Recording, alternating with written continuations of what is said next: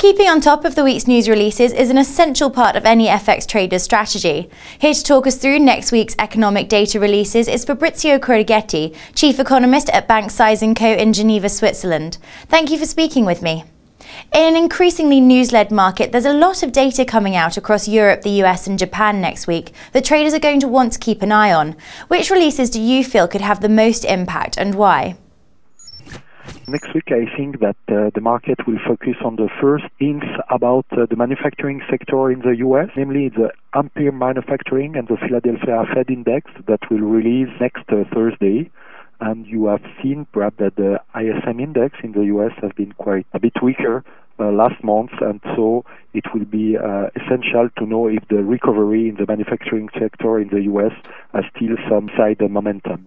For you especially, the SNB monetary policy assessment on Thursday will be of particular importance, with the SNB announcing a profit in 2011 of 13.5 billion Swiss francs, following setting a Euro-Swissy cap of 120 in September. What can we anticipate from this data release? I think that next Thursday the Swiss National Bank will, without surprise, let the target rate at 0. You have seen that over the last few weeks, the exchange rate between the Swiss franc and euro has been quite stable, really between 120 and 121.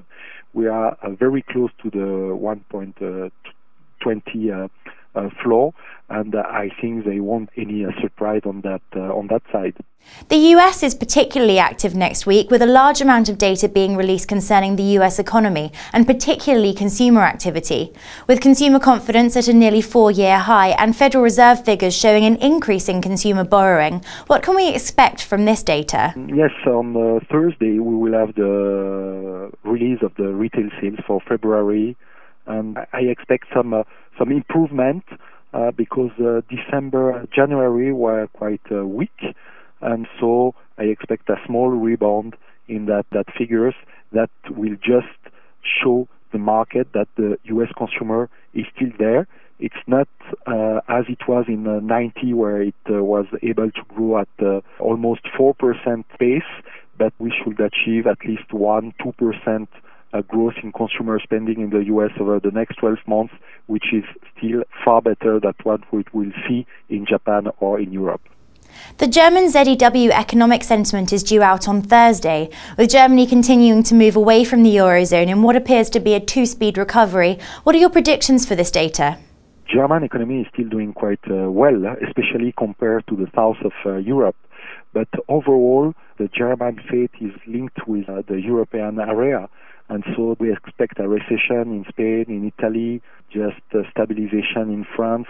So I am not really bullish on the German economy, and I think that downside risk exceed upside surprise.